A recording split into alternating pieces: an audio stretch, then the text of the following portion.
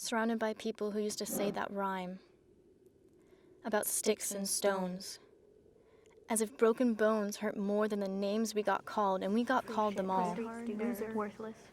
So we grew up believing no one would ever fall in love with us, that we'd be lonely forever, that we'd never meet someone to make us feel like the sun was something they built for us in their tool shed. So broken heartstrings bled the blues as we tried to empty ourselves so we would feel nothing. Don't tell me that hurts less than a broken bone. That an ingrow life is something surgeons can cut away, that there's no way for it to metastasize. It does. She was 8 years old. Our first day of grade 3 when she got called ugly. We both got moved to the back of the class so we would stop getting bombarded by spitballs.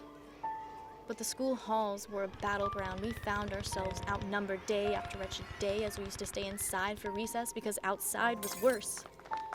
Outside we'd have to rehearse running away or learn to stay still like statues, giving no clues that we were there in grade 5.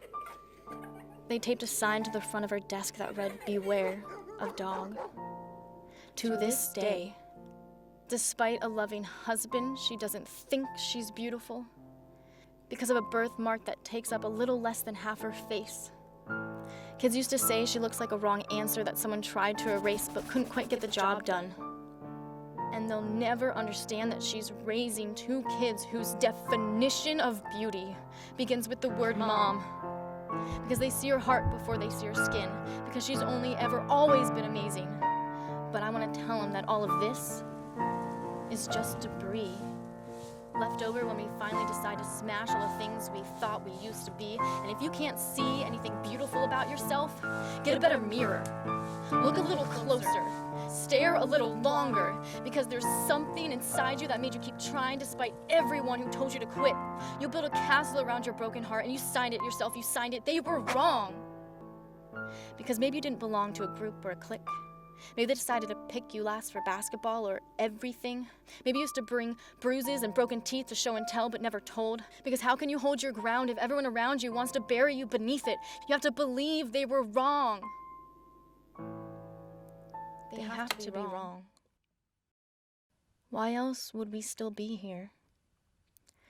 We grew up learning to cheer on the underdog because we see ourselves in them. We stem from a root planted in the belief that we are not what we were called. We are not abandoned cars stalled out and sitting empty on some highway. And if in some way we are, don't worry. We only got out to walk and get gas. We are graduated members from the class of We Made It. Not the faded echoes of voices crying out names will never hurt me. Of course they did.